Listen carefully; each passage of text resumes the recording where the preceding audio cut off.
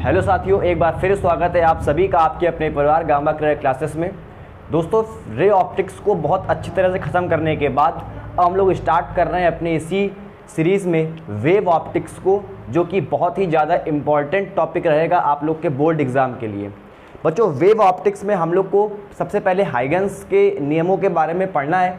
पहला टॉपिक आपका यही आएगा। उसके बाद हम लोग बात करेंगे व्यतिकरण की, इंटरफेरेंस की, फिर डिफ्रैक्शन यानी कि विवर्तन की, और सबसे लास्ट में बात करेंगे पोलराइजेशन यानी कि ध्रुवण की। ठीक, तो इन टॉपिकों को हम लोग क्रम से ख़त्म करेंगे। सबसे पहला टॉपिक आपका आता है इसमें वेव ऑप्टिक्स के अंदर हाइगन्स के नियमों को हमें पढ़ना है। हाइगन्स ने अपने पहला एक नियम दिया और फिर उस नियम से उन्होंने परावर्तन की और अपवर्तन की व्याख्या करी। हम लोगों को इन दो नियमों की व्याख्या हाइगन्स के नियम से सीखनी है और ये आपके एग्ज़ाम पूछी भी जाती है। लेकिन उससे पहले हमें ये समझना होगा कि हाइगन्स ने अपना नियम क्या दिया, हाइगन्स का नियम कैसे आया, क्या इसकी आवश्यकता पड़ गई और ये मान्य रहा कि नहीं मान्य रहा, क्या इसका रीज़न था। हमें ये सब के बारे में चर्चा करनी पड़ेगी, तब हम लोग हाइगन्स के नियम तक पहुँच पाएंगे। तो इसी चर्चा को आगे बढ़ाते हुए आज हम लोग अपने पहले लेक्चर को, वेव ऑप्टिक्स के फर्स्ट लेक्चर को हम लोग डिस्कस करने जा रहे हैं। सभी लोग अपनी कॉपी पेन निकाल लीजिए और अपने नोट्स प्रॉपर रूप से तैयार करना चालू कर दीजिए। ठीक है, चलिए हम लोग स्टार्ट करते हैं आज पहला लेक्चर। बच्चों, आपके सामने मैंने पहले से ही स्लाइड बना कर रख ली है ताकि आप लोग का टाइम कम हो और मुझे लिखने में टाइम कम लगे। अगर मैं सब चीज़ लिखता तो टाइम ज़्यादा लगता और आप लोग का वीडियो थोड़ा बड़ा बनता और आपका टाइम भी ज़्यादा मतलब कि आपको लगता। इसलिए आपका टाइम कम लगे और मैं कम समय में ज़्यादा बातें आप लोग को समझा पाऊँ, इसलिए मैंने पहले से ही स्लाइड बना करके रख ली है। बच्चों, हम लोग को हाइगन्स के नियम के हम लोग सबसे पहले रे ऑप्टिक्स के लेक्चर में हम लोग शुरुआत में, मेरी बातों को बहुत ध्यान सुनना, मैं बहुत आराम से पढ़ाऊंगा और आप लोग को हर एक बात पूरी क्लियर होनी चाहिए। वीडियो को लास्ट तक देखना, तभी हर बात क्लियर हो जाएगी। बच्चों, हम लोग शुरुआत से ही रे ऑप्टिक्स में हम लोग ये बात पढ़ रहे थे कि प्रकाश एक कण है और प्रकाश एक तरंग है। यानी प्रकाश को कुछ वैज्ञानिकों ने प्रकाश को कण मान करके अपनी व्याख्या करी है नियमों की, और कुछ वैज्ञानिकों ने प्रकाश को एक तरंग के रूप में माना है। तो हम बहुत समय पहले से ये सब चर्चाएं चलती रहती थी वैज्ञानिकों के बीच में कि प्रकाश एक कण है और प्रकाश की एक तरंग है। आखिर प्रकाश के अंदर प्रॉपर्टी क्या है? तो वैज्ञानिकों के अंदर बहुत ज़्यादा उत्सुकता थी ये जानने की, वो बहुत ज़्यादा एक्साइटेड थे ये जानने के लिए कि आखिर प्रकाश का नेचर क्या है, लाइट किस नेचर की है। मैं लाइट को एक पार्टिकल यानी एक कण की तरह मान सकता हूँ कि मैं लाइट को एक वेव की तरह मान सकता हूँ। तो इसकी शुरुआत सबसे पहले लाइट के नेचर को समझने की शुरुआत सबसे पहले होती है न्यूटन के नियम से। न्यूटन ने सबसे पहले प्रकाश के नेचर को समझने के लिए एक सिद्धांत दिया और इन्होंने अपने सिद्धांत में प्रकाश को क्या माना? एक कण के रूप में माना न्यूटन ने।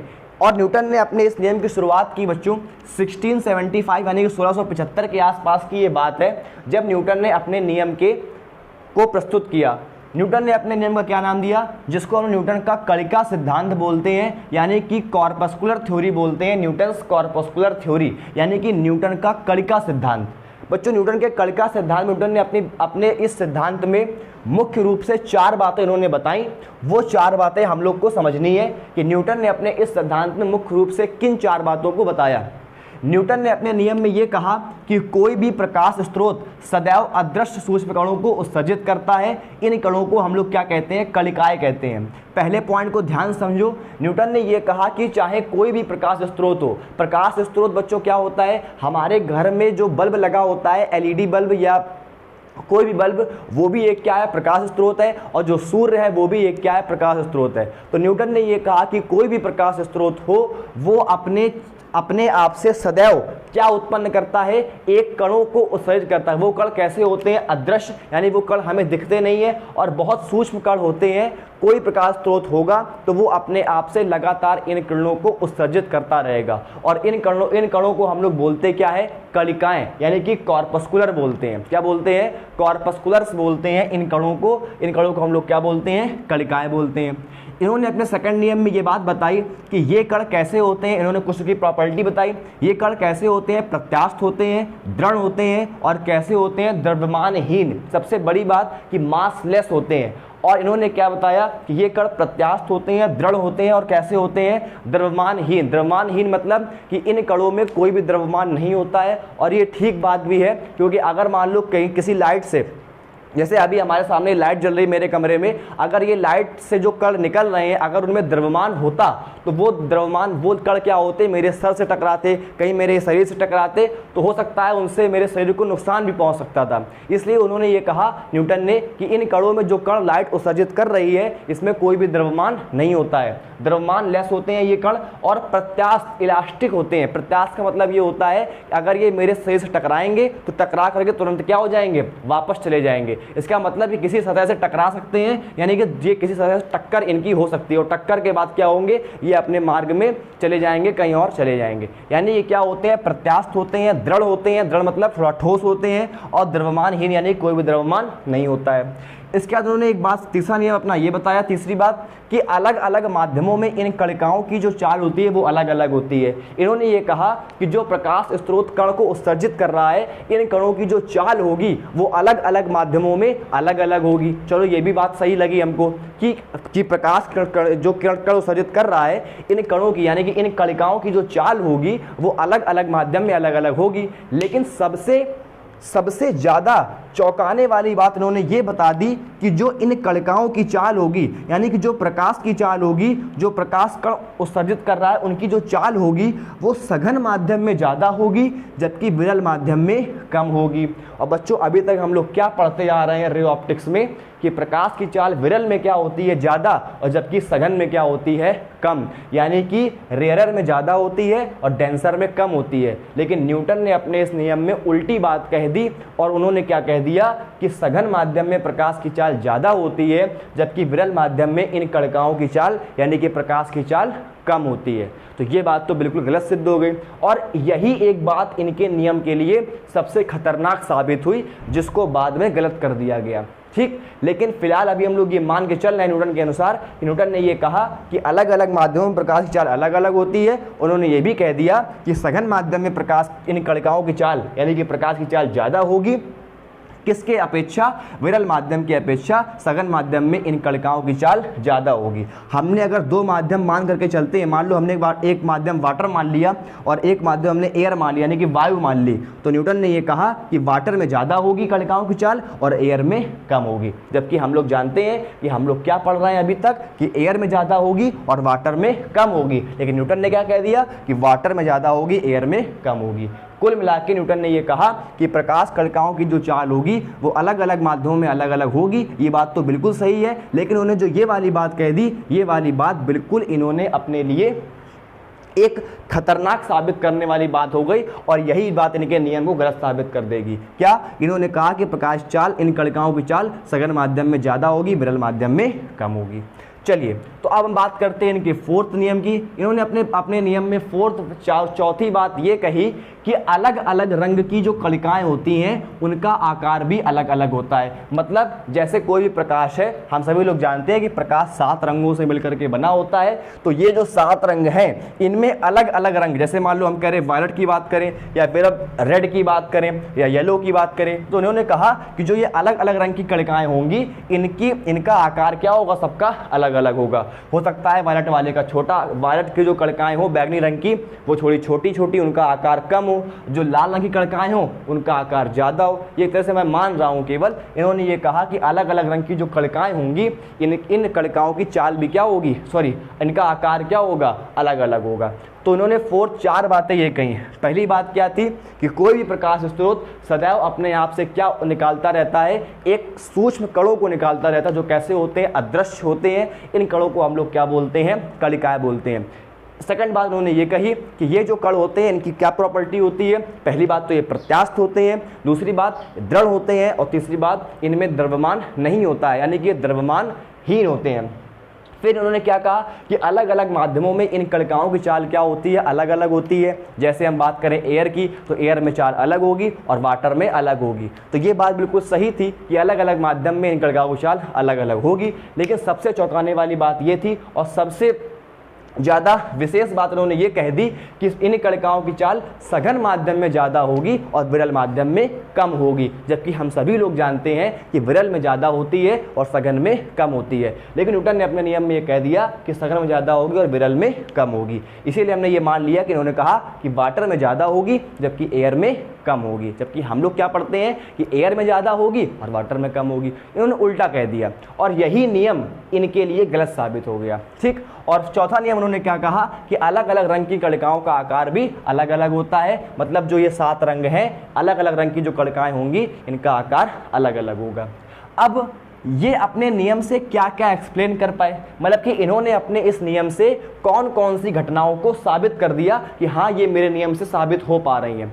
इन्होंने बच्चों प्रकाश का सरल रेखीय प्रसार, अच्छा इन्होंने ये भी कह दिया, इन्होंने ये बात कहा कि अगर इन्होंने प्रकाश स्रोत को एक कण माना, इन्होंने क्या कहा है कि वो कणों को सही करते हैं, इनको हम लोग क्या बोलते हैं, कणिकाएं। तो हम लोग ये बात पहले पढ़ चुके हैं कि अगर इन्होंने प्रकाश को कण माना तो इसका मतलब कि वो कण क्या होंगे, सीधी रेखा में चलेंगे। हमने ये बात आपको सबसे पहले लेक्चर में बताई थी कि अगर प्रकाश एक कण है तो फिर हम ये मानकर चलते हैं कि प्रकाश सदैव एक सीधी रेखा में गमन करता है। तो इन्होंने अपने इस नियम से प्रकाश का एक सरल रेखीय प्रसार यानी कि रेक्टिलिनियर प्रोपोगेशन, इसको इन्होंने क्या कर दिया, सिद्ध कर दिया कि हाँ ये मेरे नियम से सिद्ध हो रहा है। इन्होंने पहली बात क्या सिद्ध कर दी, रेक्टिलिनियर प्रोपोगेशन यानी कि प्रकाश का सरल रेखीय प्रसार। ठीक, दूसरी बात क्या सिद्ध कर दी, इन्होंने अपने इस नियम से प्रकाश के परावर्तन को भी प्रूफ कर दिया कि हाँ प्रकाश का परावर्तन इनके नियम से प्रूफ हो गया था कि हाँ प्रकाश एक क्या है, कण है। और इन्होंने तीसरी घटना कौन सी प्रूफ कर दी, अपवर्तन यानी कि रिफ्रैक्शन। इन्होंने अपने इस सिद्धांत से प्रकाश के अपवर्तन को भी सिद्ध कर दिया कि प्रकाश का परावर्तन इनके इस नियम के अकॉर्डिंग फॉलो कर रहा था। लेकिन ये क्या क्या नियम एक्सप्लेन नहीं कर पाए, ये क्या क्या नहीं कर पाए, व्यतिकरण की घटना, प्रकाश का व्यतिकरण, अभी हम लोग आगे पढ़ेंगे प्रकाश का व्यतिकरण, वो इनके नियम से एक्सप्लेन नहीं हो पाया। विवर्तन प्रकाश का, वो इनके नियम से एक्सप्लेन नहीं हो पाया। और ध्रुवण, ये भी इनके नियम से एक्सप्लेन नहीं हो पाया। बच्चों ये तीनों घटनाएं अभी हम लोग वेव ऑप्टिक्स में आगे पढ़ने वाले हैं और ये तीनों घटनाएं इनके इस नियम से, कलिका सिद्धांत से एक्सप्लेन नहीं हो पाई, यानी कि ये तीनों घटनाओं को न्यूटन सिद्ध नहीं कर पाए। ठीक, लेकिन इनके नियम को सबसे बड़ा झटका कब लगा, इनका नियम कब ये हो गया कि हाँ इनका नियम बिल्कुल गलत है। ठीक, तो इनके नियम को सबसे बड़ा झटका तब लगा, वो लगा 1850 में। कब लगा, 1850 में। बच्चों एक बात नोटिस करो, इन्होंने अपना नियम जो दिया था वो कब दिया था, 1675 यानी 1675 में। और इनका नियम गलत कब साबित हुआ, बिल्कुल गलत कब साबित हुआ, 1850 में। इसका मतलब कि अगर हम इसके टाइम पीरियड को देखें, इसके बीच के समय को देखें, तो वो समय निकल के आता है लगभग 175 साल। लगभग 175 साल तक इनके इस नियम को सही माना जाता रहा। लेकिन 1850 में जब एक वैज्ञानिक आए फोको, इन्होंने इनके नियम को गलत साबित कर दिया और यही 1850 से इनका नियम पूर्णतया ये मान लिया गया कि हाँ ये नियम क्या है, गलत है, अमान्य घोषित कर दिया गया। कब, जब 1850 में फोको ने इनके नियम को क्या कर दिया, गलत कर दिया। फोको ने बच्चों इनका नियम गलत कैसे करा, इस वाले पॉइंट से गलत कर दिया। इस फोको ने इस वाले पॉइंट से इनका नियम गलत कर दिया। इन्होंने अपने थर्ड वाले पॉइंट में ये कह दिया था कि अलग अलग माध्यमों में प्रकाश की चाल अलग अलग होती है। उससे खतरनाक बात ये बोल दी कि सघन माध्यम में प्रकाश की चाल ज़्यादा बता दी और विरल माध्यम में कम बता दी। जबकि फोको ने अपने प्रयोग द्वारा ये सिद्ध कर दिया, उसने एक्सपेरिमेंटली ये सिद्ध कर दिया, उसने प्रयोग करके दिखा दिया सबको कि इस विरल माध्यम में प्रकाश चाल क्या होती है, ज़्यादा होती है, जबकि सघन में कम होती है। जो कि न्यूटन के विपरीत बात बोल दी और केवल बोली नहीं, उसने अपने एक्सपेरिमेंट से ये बात सिद्ध भी कर दी। इसलिए उसकी बात को सही माना गया और इनकी बात को गलत माना गया। इन्होंने कहा सघन में ज़्यादा, विरल में कम, उसने कहा नहीं, गलत बात, मैंने सिद्ध करके दिखा दिया है कि विरल में ज़्यादा है और सघन में क्या है, कम है। और जब कोई चीज़ सिद्ध कर दी जाती है तो फिर उसको मानना कंपलसरी हो जाता है। ठीक, तो जैसे ही फोको ने ये कहा कि विरल में ज़्यादा सघन में कम होगी तो इनकी इस बात को सही मान लिया गया और वहीं से न्यूटन के इस नियम को अमान्य घोषित कर दिया गया। क्लियर सही बात बच्चों को बातें। तो ये बात स्टार्टिंग कहाँ से हुई, 1675 से, और लगभग 175 साल तक, जब तक फोको ने इसका विरोध नहीं कर दिया, जब तक फोको ने इसको गलत सिद्ध नहीं कर दिया, तब तक न्यूटन के नियम को सही माना जाता रहा। क्यों 175 साल तक न्यूटन के नियम को सही क्यों माना जाता रहा? क्योंकि बच्चों न्यूटन जो एक नाम है ना, ये फिजिक्स में अपने आप में एक नाम है। न्यूटन अगर कोई गलत बात भी बोल देते थे तो तो जो पब्लिक थी वो उसको सही मानती थी, सही वैज्ञानिक जो थे वो उसको सही मानते थे। क्यों? क्योंकि न्यूटन का नाम काफ़ी था एक खोज के लिए। बात समझ में आ रही है? तो न्यूटन का नियम 175 साल तक सही माना जाता रहा, लोग उसको मानते रहे, जब तक कि फोको ने 1850 में आकर के इनके नियम के इस वाले पॉइंट को गलत साबित नहीं कर दिया। ठीक, अब फोको ने इनके नियम को गलत साबित कर दिया, तो क्या अब कोई नया नियम आया जिसको हम लोग पढ़ रहे हैं? तो नया नियम क्या आया इसके बाद आया? क्या 1850 में जब फोको ने गलत कर दिया इनके नियम को तब उसके बाद कोई नियम आया? नहीं। सबसे बड़ा इंटरेस्टिंग पॉइंट ये है कि एक दूसरा नियम जो कि हाइगेंस ने दिया था, किसने? हाइगेंस नामक वैज्ञानिक ने दिया था। एक दूसरा नियम जो कि हाइगेंस नामक वैज्ञानिक ने दिया था वो 1850 के बाद ही नहीं, वो आ चुका था इससे पहले ही। और कब आया था? इन्हीं के समय आ गया था। लगभग हम उसको मान के चलेंगे कि वो आ गया था 1678 में। कब आया था? 1678 में। यानी कि हाइगेंस ने भी अपना नियम, हाइगेंस ने किरणों को क्या माना है? प्रकाश को। न्यूटन ने प्रकाश को कण माना है, जबकि हाइगेंस ने प्रकाश को क्या माना है? एक मैकेनिकल वेव, एक तरंग माना है। बात समझ में आ रही है? और हाइगेंस ने, ज़्यादा अंतर नहीं है, इनका आया है 75 में और इनका आया है 78 में, केवल 3 साल का अंतर है। लेकिन हाइगेंस ने जब उनका अपना नियम दिया तो हाइगेंस के नियम को इतना महत्व नहीं दिया गया। क्यों? क्योंकि हमने आपको बताया कि उस समय न्यूटन का नाम इतना चलता था कि लोग न्यूटन के नाम को ही सत्य मानते थे। न्यूटन ने जो बात कह दी वो बात कह दी, वो बात बिल्कुल सत्य हो जाती थी।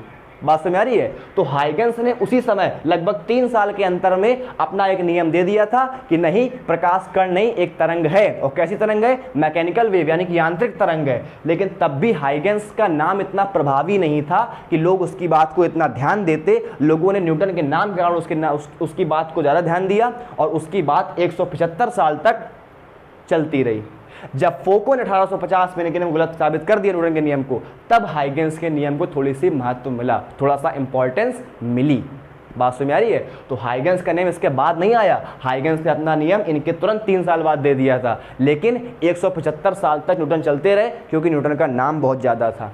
बात समझ में आ रही है? एग्जाम्पल मैं आपको दूं, अगर आपका दोस्त आपसे ये कहे कि कल से लॉकडाउन लग रहा है तो आप बात नहीं मानोगे। लेकिन अगर शाम को नरेंद्र मोदी ला करके कह दे टीवी पर कि बच्चों कल से लॉकडाउन लग रहा है तो आप वो वाली बात मान जाओगे। क्यों? क्योंकि नरेंद्र मोदी के नाम में दम है। क्लियर है बात? तो जिसके नाम में दम था उसका नियम चलता रहा 175 साल तक। जिसके नाम में दम नहीं था, हाइगेंस के नाम में, उसका नियम नहीं, इतना उसको इंपॉर्टेंस दी गई। इंपॉर्टेंस कब मिली? जब फोको ने 1850 में न्यूटन का नियम गलत कर दिया। उसके बाद हाइगेंस के नियम को थोड़ा महत्व मिला।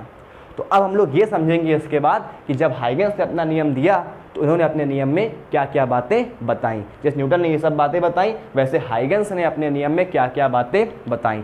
आप लोग एक काम करो, सबसे पहले आप लोग इसका स्क्रीनशॉट ले लो ताकि आप लोग को नोट्स बनाने में कोई भी दिक्कत ना हो। जो जो बातें मैंने बोली हैं उनको आप लोग एक बार फिर से सुनना और अपने प्रॉपर नोट्स तैयार कर लेना। जल्दी से इसका स्क्रीनशॉट ले लो, फिर मैं इस स्लाइड को बिगाड़ देता हूँ और मैं अगली स्लाइड आपके पास सामने लगा दूंगा हाइगेंस के नियम को समझने के लिए। चलिए स्टार्ट करते हैं। अब हम लोग हाइगेंस के नियम को समझेंगे कि हाइगेंस ने अपने नियम में क्या क्या बातें मुख्य रूप से बताई। हाँ तो बच्चों, अभी हम लोगों ने समझा कि न्यूटन ने 1675 में अपना एक कण का सिद्धांत दिया, जिसे बाद में 1850 में लगभग 175 साल के बाद फोको ने इस नियम को गलत कर दिया और ये नियम अमान्य हो गया। लेकिन हाइगेंस ने न्यूटन के नियम के 1675 में जब दिया, उसके 3 साल बाद 1678 में हाइगेंस ने अपना एक तरंग सिद्धांत, हाइगेंस वेव थ्योरी, जिसमें हाइगेंस ने प्रकाश को एक तरंग माना है, इन्होंने अपना सिद्धांत ये दे दिया था। लेकिन 175 साल तक, 1850 में जब तक फोको ने इनके नियम का विरोध नहीं किया, न्यूटन के नियम का, तब तक इनके नियम को कोई महत्व नहीं मिला। क्यों? क्योंकि हमने आपको बताया अभी कि न्यूटन का नाम इतना काफ़ी था कि न्यूटन का नाम लोग सुनते थे तो न्यूटन ने जो बात कह दी वो बात लोग सत्य मान लेते थे। इस न्यूटन ने जो अपना सिद्धांत दिया, उसके बाद हाइगेंस के नियम को इतना इंपॉर्टेंस नहीं मिला। लेकिन जब फोको ने 1850 में न्यूटन के नियम गलत साबित कर दिया, उसके बाद हाइगेंस के नियम को महत्व मिला। तो हम ये समझेंगे कि हाइगेंस ने अपने वेव थ्योरी में क्या क्या बातें बताई थी। बच्चों, हाइगेंस ने अपने वेव थ्योरी में, हाइगेंस वेव थ्योरी जो कि 1678 में हाइगेंस ने बताई थी, हाइगेंस ने अपनी वेव थ्योरी में प्रकाश को क्या माना? बच्चों, हाइगेंस ने अपने वेव थ्योरी में प्रकाश को एक तरंग माना है। और तरंग कैसी? यांत्रिक तरंग माना है। कैसी तरंग माना है? एक मैकेनिकल वेव माना है। तो हाइगेंस ने, न्यूटन ने क्या माना था अपने सिद्धांत में? कण। और क्या बोला था? कणिकाएं बोला था उन कणों को। हाइगेंस ने अपने सिद्धांत में क्या माना? न्यूटन को एक तरंग माना है। और कैसी तरंग? यांत्रिक तरंग के रूप में न्यूटन ने माना है, यानी कि मैकेनिकल वेव के रूप में माना है। बच्चों, मैकेनिकल वेव का मतलब क्या है कि मैकेनिकल वेव एक ऐसी तरंगें होती हैं, यांत्रिक तरंगें ऐसी तरंगें होती हैं जिन्हें चलने के लिए माध्यम की आवश्यकता होती है।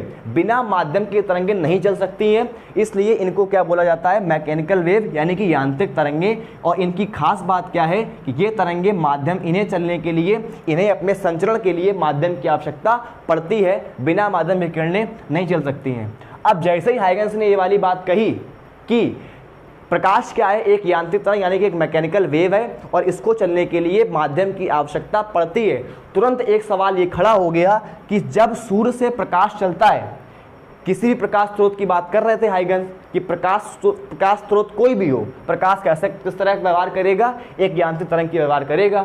तो फिर इनको बुलाया गया, इनसे ये कहा गया, अच्छा तुम एक बात बताओ, अगर यांत्रिक तरंग है और उसको चलने के लिए माध्यम की आवश्यकता पड़ती है, तुमने कहा है, तो हमें इतना केवल समझाओ कि इस जब सूर्य से प्रकाश हमारी पृथ्वी तक पहुँचता है, ये बात मैं पहले आपको बता चुका हूँ एक बार कि जब सूर्य का प्रकाश हमारी पृथ्वी तक पहुँचता है तो हमारे सूर्य और पृथ्वी के बीच में कोई भी माध्यम नहीं है।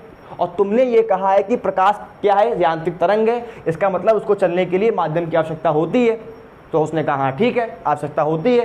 तो ये कहा हमें ये बात समझाओ कि सूर्य और पृथ्वी के बीच में कोई भी माध्यम नहीं है, फिर भी सूर्य का प्रकाश पृथ्वी तक कैसे पहुंच रहा है बिना माध्यम के, जबकि तुमने कहा है कि माध्यम की आवश्यकता होती है। तभी हाइगेंस ने एक नियम आया, एक थ्योरी आई, जिसको हम लोग बोलते हैं ईथर थ्योरी। क्या बोलते हैं? Ether theory. क्या बोलते हैं बच्चों? Ether theory. ईथर थ्योरी क्या है? हाइगेंस ने इस बात को साबित करने के लिए एक और व्याख्या कर दी। हाइगेंस ने ये बात साबित करने के लिए कि सूर्य और पृथ्वी के बीच में प्रकाश एक माध्यम है, तो इन्होंने क्या बताया कि वो माध्यम कौन सा है? इन्होंने कहा कि पूरे ब्रह्मांड में, पूरे वायुमंडल में एक ऐसा सर्वव्यापी माध्यम मौजूद है जिसको हम लोग क्या बोलते हैं? ईथर बोलते हैं। जिसको हम लोग क्या बोलते हैं? ईथर। ये वो आपका केमिस्ट्री वाला ईथर नहीं है, ROR, वो वाला ईथर नहीं है। इन्होंने कहा कि एक पूरे माध्यम में, यानी कि पूरे वायुमंडल में, पूरे ब्रह्मांड में एक ऐसा माध्यम मौजूद रहता है जो कि हमको दिखता नहीं है, लेकिन वो माध्यम ऐसा मौजूद रहता है जिसको हम लोग बोलते हैं ईथर। क्या बोलते हैं? ईथर। इन्होंने कहा कि ये ईथर माध्यम जो होता है वो कैसा माध्यम है?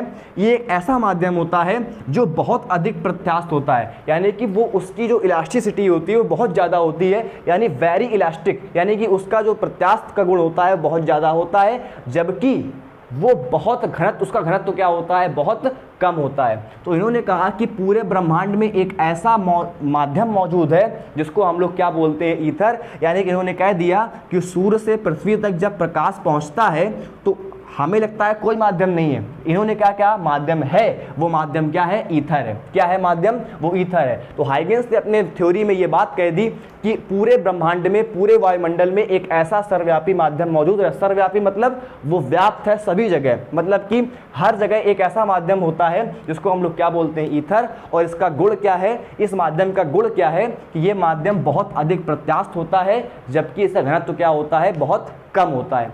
और इस बात को कहने का एक रीजन भी था। हम लोग सूत्र जानते हैं, हम लोग यांत्रिक तरंगों का, हम लोग ने यांत्रिक तरंग जब फर्स्ट ईयर में पढ़ी थी, 11th में आप लोग ने वेव ऑप्टिक्स में जब आप लोग वहाँ पर तरंगों को पढ़ते थे, वेव को, आप लोगों ने वहाँ पर एक बात पढ़ी थी कि यांत्रिक तरंगों की चाल का जो सूत्र होता है वो बराबर होता है v बराबर अंडर रूट के अंदर E/d। क्या होता है? v बराबर अंडर रूट के अंदर E/d। यहाँ पर E क्या होती है? इलास्टिसिटी यानी कि प्रत्यास्थता, और d क्या होता है? घनत्व। d क्या होता है? घनत्व। तो हाइगेंस के अनुसार जो ये सर्वव्यापी माध्यम ईथर है, जो ये सर्वव्यापी माध्यम ईथर है, इसका जो प्रत्यास्थ का गुण होता है वो क्या होता है? बहुत अधिक। यानी जो E की वैल्यू है वो क्या है? बहुत ज़्यादा। E की वैल्यू क्या है? बहुत ज़्यादा। और जो D है वो घनत्व है, घनत्व क्या है? बहुत कम। घनत्व क्या है? बहुत कम। और D की वैल्यू क्या है? बहुत कम है।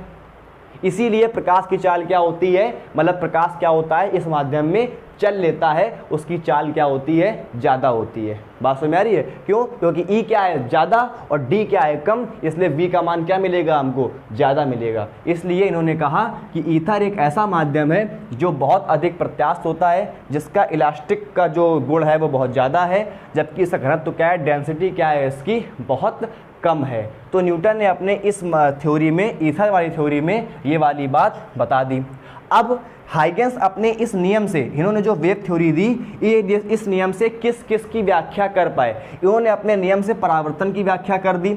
हाइगेंस के नियम से हम लोग को परावर्तन की व्याख्या अभी पढ़नी भी है, ये आपके सिलेबस में है। हम लोग अभी इसके आगे हाइगेंस के नियम से परावर्तन की और अपवर्तन की व्याख्या, इन दोनों की व्याख्या अभी हम लोग को करनी है, और इसका पूरा डेरिवेशन भी है और इसके हमें समझना है। ये आपके कोर्स में, पेपर में बहुत ज़्यादा इंपॉर्टेंट है। हाइगेंस के परावर्तन का नियम क्या होता है? एंगल I बराबर एंगल R। ये हमको हाइगेंस के नियम से प्रूव करना है, और हाइगेंस ने इस बात को अपने इस थ्योरी से प्रूव कर दिया था। हाइगेंस ने अपवर्तन के नियम को भी अपने इस थ्योरी से प्रूव किया था। इन्होंने क्या प्रूव कर दिया था कि sin I upon sin R, अपवर्तन का फॉर्मूला क्या होता है? sin I upon sin R बराबर n। इन्होंने इस नियम से, अब इस थ्योरी से अपवर्तन की व्याख्या भी कर दी थी।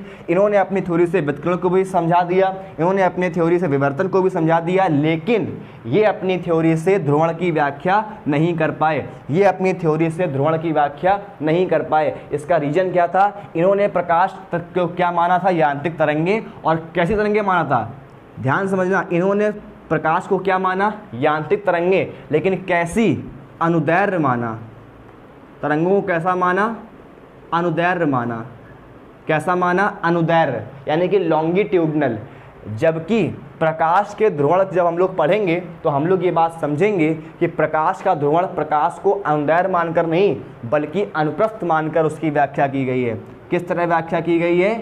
अनुप्रस्थ मान करके की गई है। यानी प्रकाश को वहाँ पर लॉन्गिट्यूडनल नहीं माना गया है, वहाँ पर प्रकाश को ट्रांसवर्स माना गया है, यानी कि अनुप्रस्थ माना गया है। जबकि वे हाइगेंस ने क्या माना था? प्रकाश को यांत्रिक तरंगे, वो भी कैसी तरंगे? अनुदैर्घ्य तरंगे मांगा था। इसीलिए ये ध्रुवण की व्याख्या नहीं कर पाए। तो हाइगेंस ने अपने नियम से परावर्तन, अपवर्तन, व्युत्क्रमण, विवर्तन की व्याख्या कर दी, लेकिन ये ध्रुवण की व्याख्या नहीं कर पाए। ठीक, और परावर्तन और अपवर्तन की व्याख्या हम लोग के कोर्स में है, हम लोग को पढ़ना है, पेपर में आपके पूछा जाता है, इसलिए हम इन दोनों को बहुत अच्छे से आगे आने वाले लेक्चरों में ख़त्म करेंगे।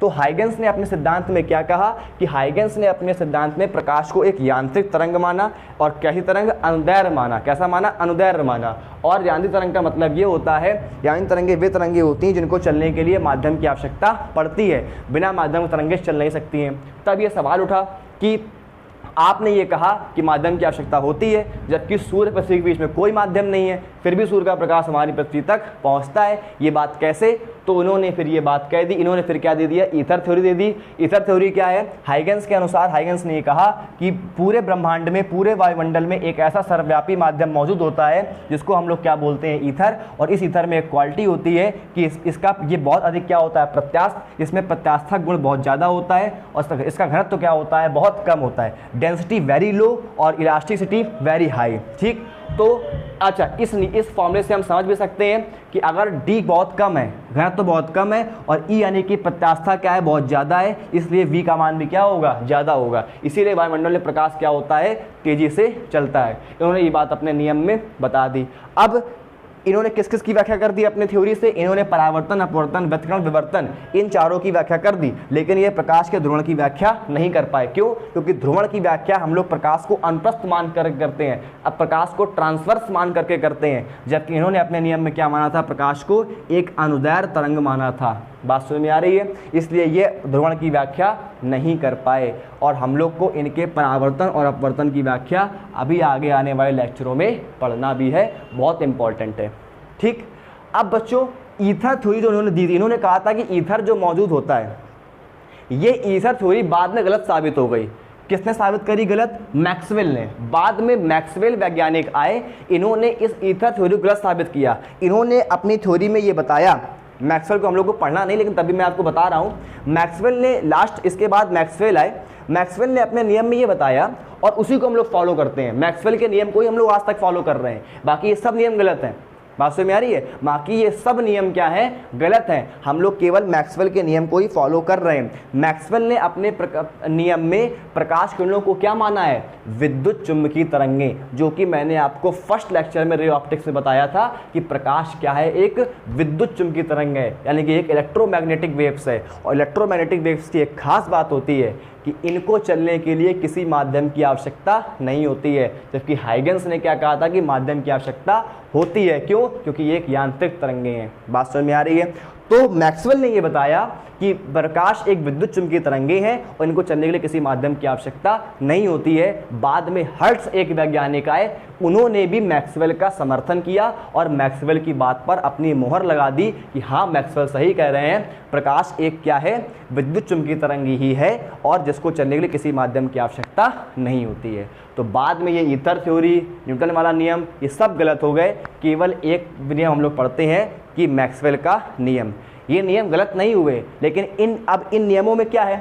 जैसे न्यूटन का नियम आया, न्यूटन ने परावर्तन अपवर्तन की व्याख्या कर दी, लेकिन बाकी व्याख्या नहीं कर पाए। किसकी नहीं कर पाए? ना ये व्यतिकरण कर पाए, ना विवर्तन कर पाए, ना ध्रुवण कर पाए। अब हाइगन्स आए, हाइगन्स ने अपने नियम में कुछ और माना, तरंगों यांत्रिक तरंगें मान ली, और किसकी व्याख्या कर दी? परावर्तन की, अपवर्तन की, व्यतिकरण की, विवर्तन की व्याख्या कर दी, लेकिन ध्रुवण की नहीं कर पाए। और फिर मैक्सवेल आए, मैक्सवेल ने जब कहा विद्युत चुम्बकीय तरंगें हैं, इन्होंने सबकी व्याख्या कर दी। इन सबकी व्याख्या किसने कर दी?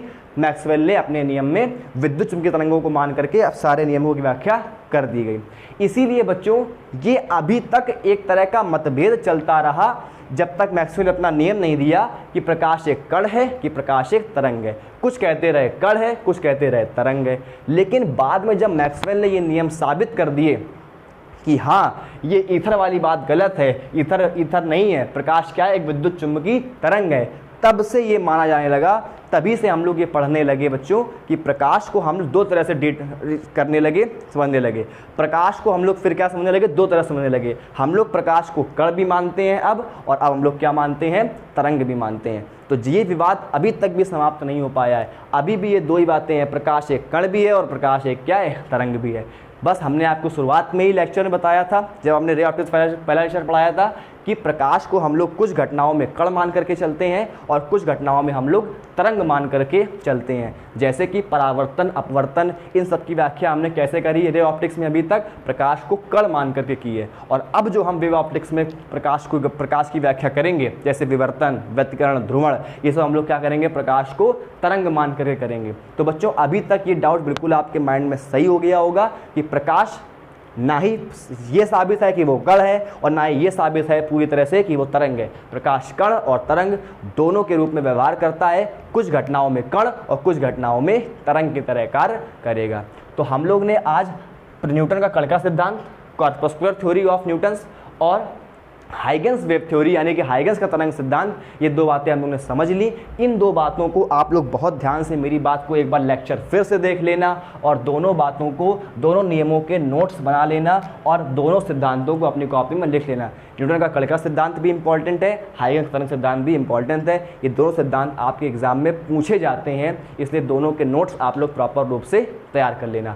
नेक्स्ट लेक्चर में अब हम लोग हाइगन्स के बारे में बात करेंगे। हाइगन्स के नियम से परावर्तन की व्याख्या, अपवर्तन की व्याख्या, इन दो व्याख्या को हम लोग को पढ़ना है, आपके पेपर में इंपॉर्टेंट है, पूछी जाती है। इसलिए हम लोग नेक्स्ट लेक्चर से हाइगन्स के ऊपर सारी बातें करेंगे। हाइगन्स का ही हम लोग का चैप्टर है, इसलिए हम लोग को किसी की बात नहीं करनी है, हम लोग को केवल हाइगन्स के ऊपर बात करनी है। बात समझ में आ रही है? सभी लोग अपना ख्याल रखें। अगर पहली बार चैनल पर आए चैनल को सब्सक्राइब कर लें, वीडियो को लाइक करें, शेयर करें, और अगर वीडियो पसंद आता है तो आप लोग अपना एक कमेंट जरूर करें, अपना सुझाव जरूर हमको दें। चलिए सभी लोग अपना ख्याल रखिए, मिलते हैं नेक्स्ट लेक्चर में। सभी गुड इवनिंग, राधे राधे।